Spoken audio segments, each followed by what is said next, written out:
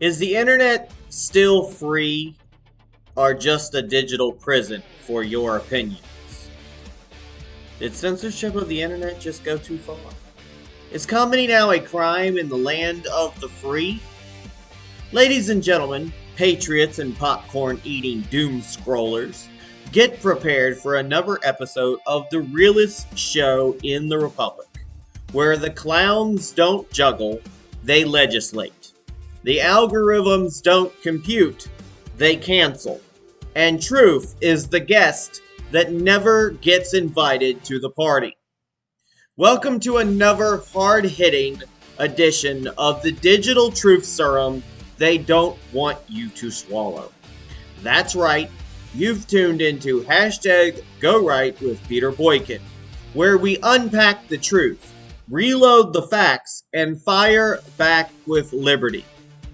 Let's talk about big tech for a second. You ever wonder why big tech acts like a jealous ex? These platforms claim to be safe spaces, but they treat the Constitution like a TikTok challenge. You post a meme with a quote from the Founding Fathers, you post one opinion they don't like, and suddenly, quote, your account has been reviewed for violating community guidelines. Community? What community? The Ministry of Groupthink? Boom! Community guidelines violation. But show your dog doing taxes or your cat identifying as non-binary, you're verified. We live in a time where our politicians need fact checkers, our fact checkers need therapy, and our algorithms need the gospel. You ever notice the phrase, quote, misinformation is just code for something we didn't approve of? You ever notice how the people who scream disinformation the loudest are the ones who told us the economy was booming while we were eating canned ravioli for breakfast? That sounds yummy right now, though. It's like the Constitution is on group chat and someone forgot to charge the phone. But seriously, this isn't a joke. What used to be satire is now reality. What used to be fringe is now policy. What used to be freedom of expression is now flagged for review. Welcome to 2025, where even your memes need a lawyer. And that brings us to a true story. Not fiction, not parody. A real-world case of what happens when humor meets the new Iron Curtain, the terms of service. One that didn't happen in North Korea, China, or George Orwell's nightmare. It happened right here in our constitutional republic. We'll be right back to talk about that.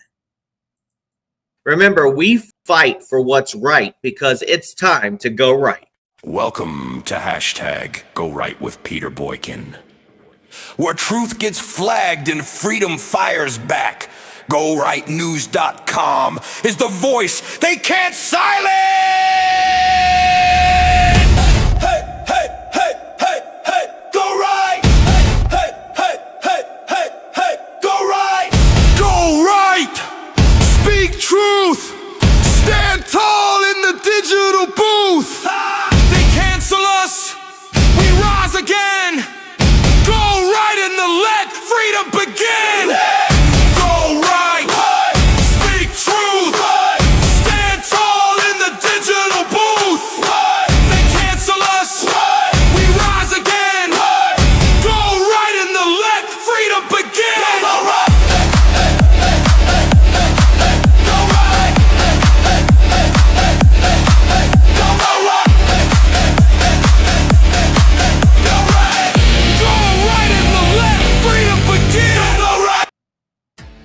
Welcome back to #GoRight with Peter Boykin. Let's talk about that story. The woman who got silenced for satire. Picture this, a woman in her 20s uploads a lighthearted satirical video to TikTok. Funny, sure, offensive, only if you're a bureaucrat who thinks woke math is real. But within 24 hours or sometimes right away, her post was flagged, her account was shadowbanned, her reach cut in half. TikTok's reason? The ever vague misinformation.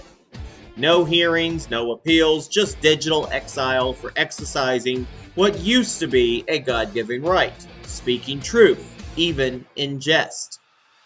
Political satire anymore? This isn't a foreign dictatorship. This happened right here in the United States. It happens every day.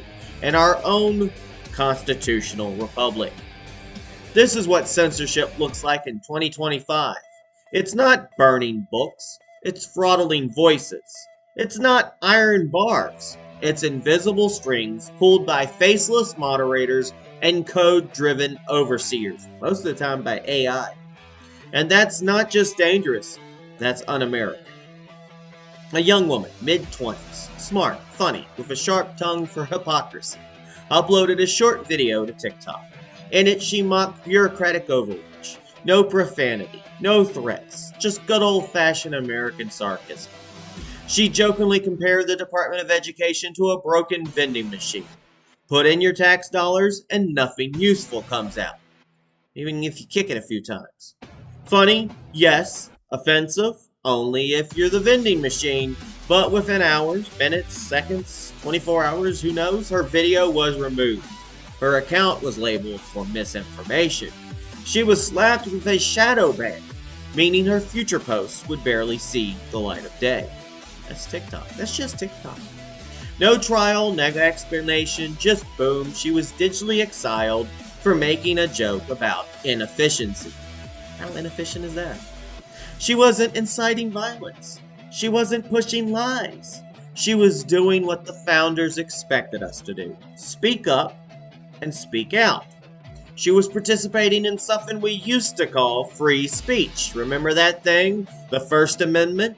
It's still in the Constitution last I checked, even if Silicon Valley hasn't scrolled that far. So is free speech the next knock-knock joke to get banned? Now let me ask you this. If satire is unsafe, what's next? Political cartoons? Comedy clubs? Knock-knock jokes? I mean, here's one for you. Knock-knock. Who's there? Free speech. Free speech who? Account suspended for violating terms of service. What? Folks, this isn't just about one creator, or one platform, or one algorithm gone rogue. This is the symptom of a deeper disease, a bureaucratic and corporate machine that decides what's quote acceptable and what's quote approved, and who gets to speak. And that machine, my friends, does not care about your party, your faith, your race, your hashtag, or your pronouns. It cares about control. In a constitutional republic like ours, freedom isn't optional.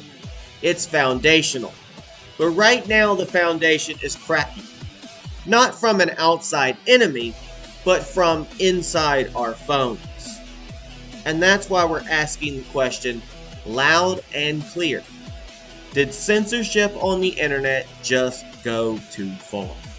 Stick around because we're about to dig into the facts, drag out the receipts, and call out every hypocrite hiding behind a terms of service screen. Folks, this is hashtag GoRight with Peter Boykin. You can read this article on GoRightNews.com. It's called, Is the Internet Still Free or Just a Digital Prison for Your Opinions? You can also donate on hashtag, $ GoRightNews on Cash App, and there's a link on the website as well. And please feel free to share this on YouTube, Rumble, Facebook, Telegram, wherever you want. And we also have this on Spreaker and podcasts as well. So if you're reading this or listening to this, thank you. Please share it to others. Let's start with pop culture and internet free speech collide. TikTok's censorship whiplash in 2025. Now let's talk about TikTok, the app where teens do dances, influencers chase clouds, and apparently the First Amendment goes to die. In 2025, TikTok tried to clean up its act, at least on paper, facing congressional scrutiny, public backlash, and national security concerns. The company restructured its U.S. content advisory control. They brought in liberty-respecting voices like David Inserera of the Cato Institute and Corbin Barthold of Tech Freedom to consult on free speech and moderation issues. I really don't know what happened there. But TikTok also introduced footnotes, a feature allowing editorial content on controversial videos instead of outright removal. According to TikTok, this would reduce misinformation without silencing speech entirely. Quote from them is, "This is more about safety. This is about the future of open discourse," said Barthold. And if you go to gorightnews.com, I have a link to that article that's on the Business Insider that talks about this. Now, this sounds good, right? Well, here's the problem. It's 2025. The truth about COVID is no longer taboo. Government emails have been released. CDC policy reversals have been issued. Major news outlets have finally admitted that vaccine mandates, lockdowns, and information suppression cause real harm. Even the White House press secretary publicly admitted that the original pandemic response included coordinated messaging with social media companies. And yet TikTok is still flagging truth about COVID as misinformation. Now take this post shared recently by myself with GoRightNews.com on TikTok. Yeah, we're on TikTok. It laid out the facts. Quote, "The Biden administration weaponized the pandemic to silence dissent, censor truth, and punish anyone who dared to challenge the official narrative. They labeled truth tellers as disinformation agents while promoting untested experimental vaccines, even banning religious gatherings while allowing mass protests for their political allies." Now, there's no threats, there's no false claims, just historical comparison and factual analysis based on public records and real events. But TikTok removed it and labeled it as misinformation. And a strike. This is the same account that's actually gotten strikes in the past. I got through to somebody and they erased all the strikes and put up the account. They haven't banned me in a while, but it seems like one instance of saying the word COVID in the description, and boom, instant misinformation. Now their explanation, quote, "We seek to operate on a shared set of facts and reality. We do not allow inaccurate, misleading, or false content that may cause significant harm." But what's the harm here? Telling the truth? Highlighting government overreach? Quoting the Constitution? I mean, I did put an appeal, but I hadn't heard from it because they try to ignore those appeals. Now here's the real kicker. TikTok is owned by ByteDance, a Chinese company that reports to a communist government that lied about the origins of COVID, silenced whistleblowers, and imprisoned doctors for sharing the truth. Now I'm going to tell you how bad TikTok is. TikTok's so bad that even Joe Biden, who's lost as can be, when he was president, he even won TikTok takedown. So ask yourself, why is a CCP-linked platform still allowed to throttle free speech in America, especially when that speech is about holding our government accountable? I'm not advocating for a government shutdown of TikTok. That's not our style. That's not my style. The First Amendment protects speech, even corporate speech. But let's be honest. If TikTok has the power to silence Americans on behalf of authoritarian regimes like China and corrupt bureaucrats, how long do we tolerate its presence in our public square? Congress needs to answer that. The Constitution demands it. And people deserve better than a platform that amplifies political propaganda and shock entertainment for clicks, while silencing pastors quoting scripture, veterans sounding alarms, parents defending their children, and medical experts challenging the official narrative. Now, it sounds like we're attacking just TikTok today. We'll get back to TikTok because we're not done. But let's move on to Spotify and censorship by proxy. In 2025, the Biden administration's behind-the-scenes role in shaping public narrative has come under fire. I mean, Biden's way gone out of office, Trump's in office, but we're finding more about what happened when Biden was in office. Reminds me when Nancy Pelosi was like, let's pass the bill so we can find out what's in it. kind of like, let's get rid of Biden so we can find out what the hell he did. So this time it's involved Spotify, one of the world's largest digital content platforms. A congressional investigation led by Representative Jim Jordan, chairman of the House Judiciary Committee, is probing whether Spotify was covertly influenced by U.S. officials or foreign governments to suppress or limit distribution of politically sensitive content. This includes popular but controversial programs like The Joe Rogan Experience and The War Room with Steve Bannon, both of who have repeatedly aired criticism of government COVID policies, election integrity issues, and deep state overreach.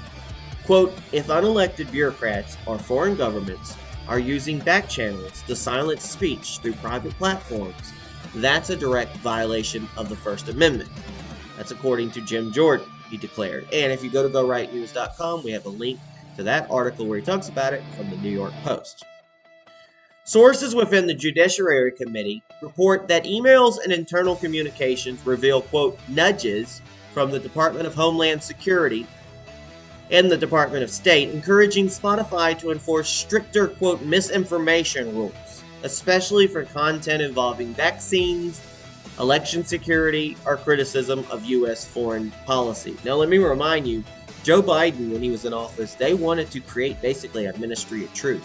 They wanted to create some agency that would be the government basically trying to tell us to shut up, which is completely against the First Amendment. And thank God the Supreme Court actually said, no, you can't do that. Now, this isn't direct censorship with a red pen. It's indirect coercion using the threat of regulation, bad PR, or political pressure to make private platforms do what the government legally cannot. And that's the new face of authoritarianism in our digital age. 1984, people. It's not about storming newsrooms or shutting down presses. It's about quietly manipulating corporate policies under the guise of, quote, public safety. This allows government actors to claim clean hands, while platforms carry out ideological enforcement with plausible deniability. Oh, yes, plausible deniability. But make no mistake, when the government whispers into the ears of tech executives and tells them who to silence, it's still censorship. Just ask Mark Zuckerberg. And if Spotify complies out of fear of being fined, deplatformed, or dragged before Congress, then it isn't content moderation. It's manipulation of the American mind. This manipulation doesn't just go to America. It's coming out of UK as well. And that could affect everybody. You're thinking, well, it's just UK. No, it affects everybody. Let's talk about that. UK Online Safety Act and the global free speech tensions. Across the Atlantic, the United Kingdom's Online Safety Act has become one of the most aggressive internet censorship laws in the Western world. Marketed as a child protection law, its actual implementation reveals something far darker: the state-policed internet. Under this act, platforms like X, formerly Twitter, YouTube, and TikTok are required to 1. Remove content deemed harmful to users, even if it's not illegal. 2. Enforce age verification systems for adult content. That I'm okay with. 3. Comply with sweeping demands by Ofcom, that's OFCOM, the UK's broadcast and internet regulator, including scanning encrypted messages. Now, so that's your FCC. Now, what gets me is when they talk about including scanning encrypted messages. We've been told all this time that encrypted messages cannot be seen by anybody else except for you. But somehow they're scanning your encrypted messages. That's kind of scary. While it may have started as a bill to curb online grooming and cyberbullying, it's always a step in the door, folks, it's morphed into an all-purpose excuse for the government to determine what speech is safe and what isn't. Critics like Nigel Farage, Big Brother Watch, and Amnesty International while warning that this act has become a blueprint for digital tyranny. Even the U.S. State Department has expressed concern, quietly. Quote, "This law is a blueprint for digital authoritarianism."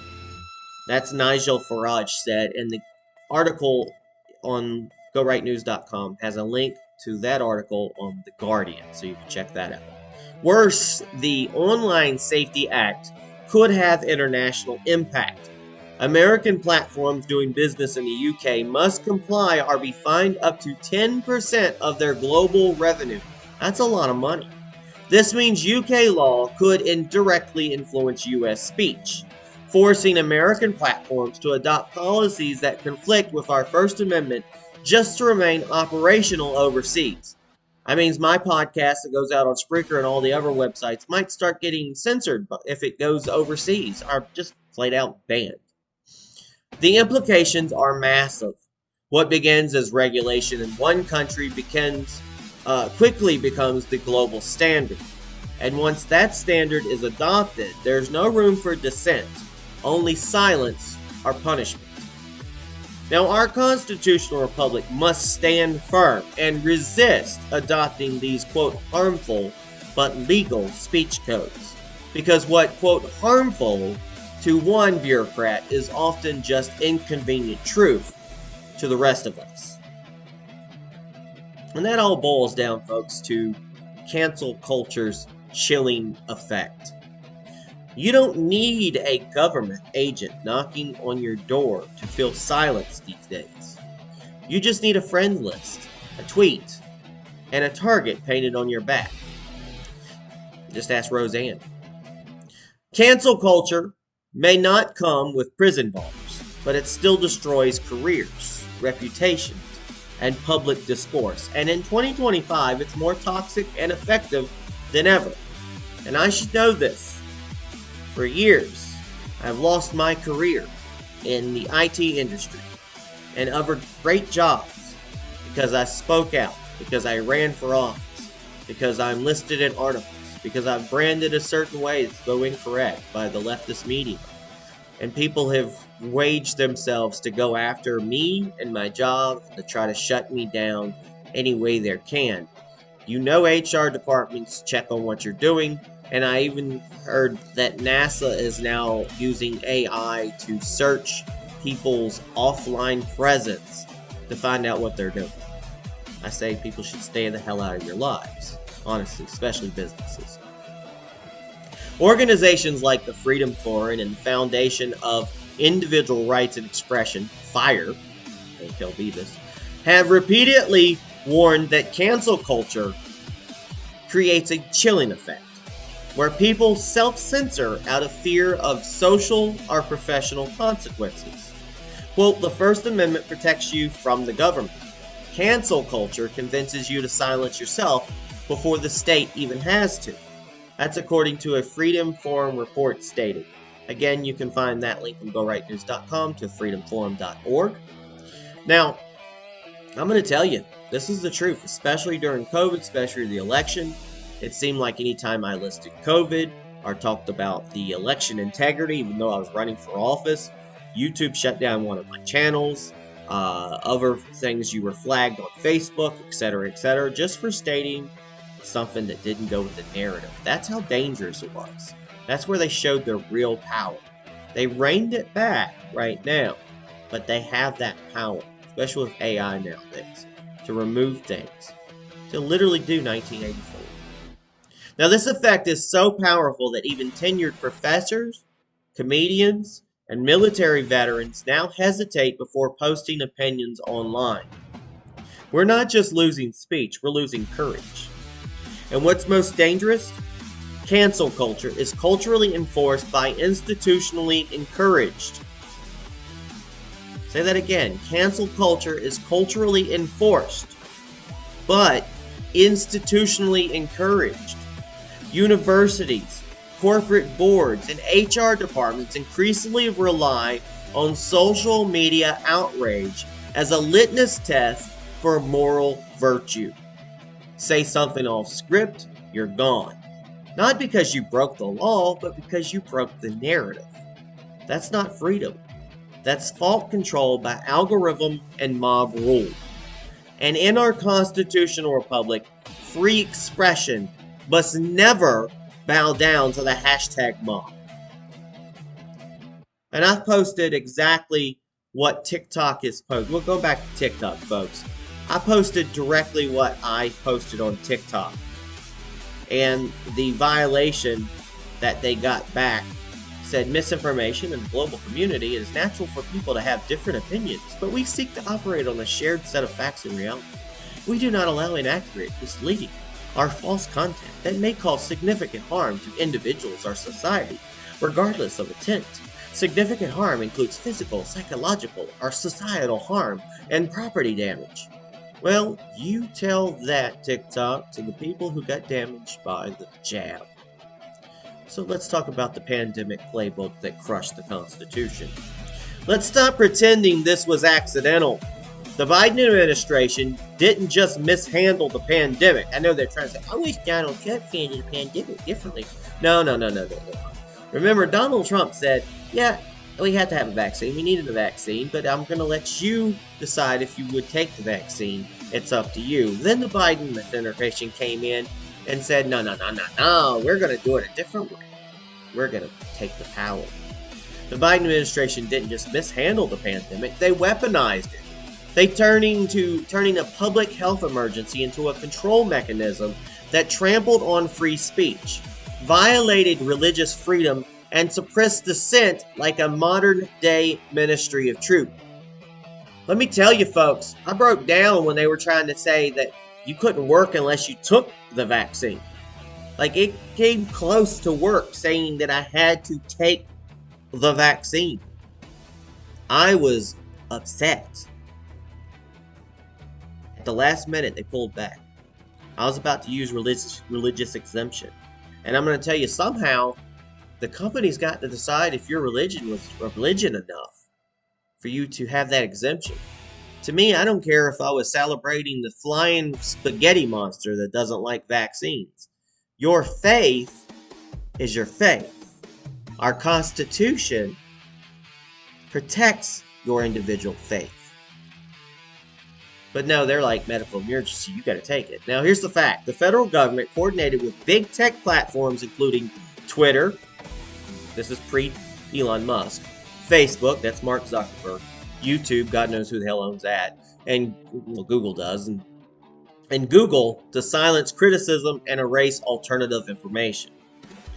This wasn't just about fringe theories. It included the voices of credentialed doctors, epidemiologists. So I'm sorry, I'm pronouncing that all wrong, but epidemiologist. Let's spell it out. And journalists who dared to ask questions.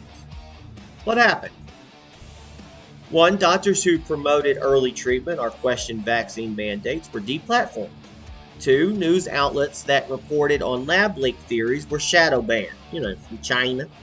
3. Facebook users who mentioned natural immunity or religious objections were flagged for harmful content. 4. Churches were shut down while liquor stores and abortion clinics stayed open. In Greensboro, North Carolina, we had some individuals who went and safely stayed their distance from each other on approved property near a abortion clinic to protest, got arrested by the government of Greensboro. The same government that allowed only about a week later for a crowd of BLM protesters to march through the streets and caused about $50,000 worth of damage because there was just bricks that just showed up, which always shows up, it seems. And I've lost track of numbers. 1, 2, 3, 4. Number 5, people were banned from singing hymns in California while tens of thousands attended unmasked George Floyd rallies with government approval. Remember, I can't breathe. Well, I can't breathe with the mask on, right? Now, this wasn't science. This was control. I tell you, trust the science. Trust the science. Yeah. The irony, the White House claimed back then to fight disinformation, but it was their narrative that kept changing. From masks don't work to mask up forever. From "you won't get COVID if you're vaccinated" to "boosters indefinitely." From "trust the silence" to "silence the scientists." And let's not forget, this playbook wasn't written in 2020. It was drafted during the Obama administration. Also, during the Obama administration is where BLM came from, not Donald Trump. Where journalists were spied on, whistleblowers were punished, and dissent was quietly erased in the name of national security. What's funny is, this all sounds familiar, and there's a guy on TikTok who tried to basically say that what Donald Trump is doing nowadays is like Nazi Germany. But in reality, what I just talked about is just like Nazi Germany, where the government removed, silenced, and punished anyone who contradicted an official propaganda. We witnessed the United States government collapse and collaborate with corporations to control speech and suppress thought, all under the banner of, quote, saving lives. And the funny thing is, these same individuals today are like saying that Donald Trump's doing this, completely ignoring that they were the ones doing this. But here's the truth. You don't save lives by killing liberty. When a government uses a crisis to expand its power and erase rights, the danger isn't temporary. It's precedent. And that precedent is now hardwired into the federal machine. Every future administration, no matter the party, can now cite emergency as justification for silencing opposition. This isn't a conspiracy theory. It's a historical pattern. The American people must demand accountability. Not just from Biden, not just from Fauci, but from every bureaucrat, tech executive, and agency that treated the Constitution like an outdated suggestion instead of the supreme law of the land. We must never again allow a virus, a crisis, or a narrative to override our natural rights. We'll be right back with the hashtag #GoRight with Peter Boykin commentary. Enjoy a little bit of our hashtag #GoRight news, music, protest songs.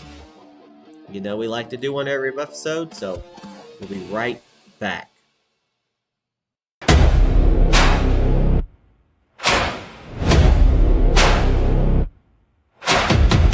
I logged in, thought I had a voice. Typed the truth, now I've got no choice. Shadow banned, my words erased. Flag for daring to show my face. Memes deleted, jokes are crimes. Truth gets sentenced, doing time. TikTok's terms, they read like law. Speak too loud, they find a flaw. Is this the land of the free or a screen-controlled cage? Digital prison where they silence our rage. Truth gets flagged before it gets heard. Now freedom's filtered in every word. We're not just fighting for likes and views. We're fighting for the right to speak our truth.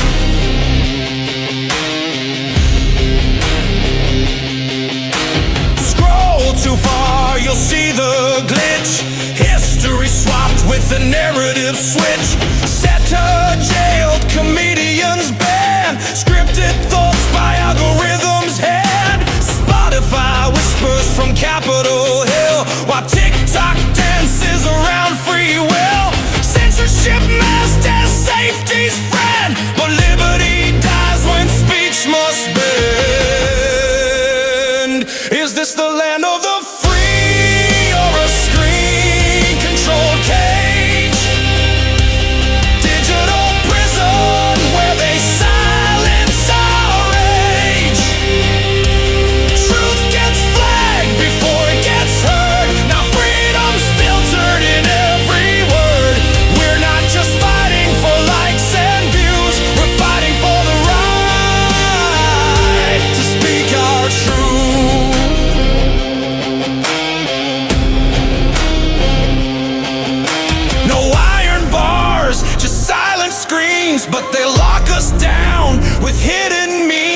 No sirens blare, just terms we sign till your voice becomes a corporate line. Knock, knock, who's there? Free speech, who? Account suspended, now we're through. Is this the land of the brave or the bots and the bands, where liberty's choked by invisible hands? Truth gets flagged before it gets heard, but we still rise, we spread the word, 'cause we're not just memes, we're flesh and bone, and we won't let them censor our home.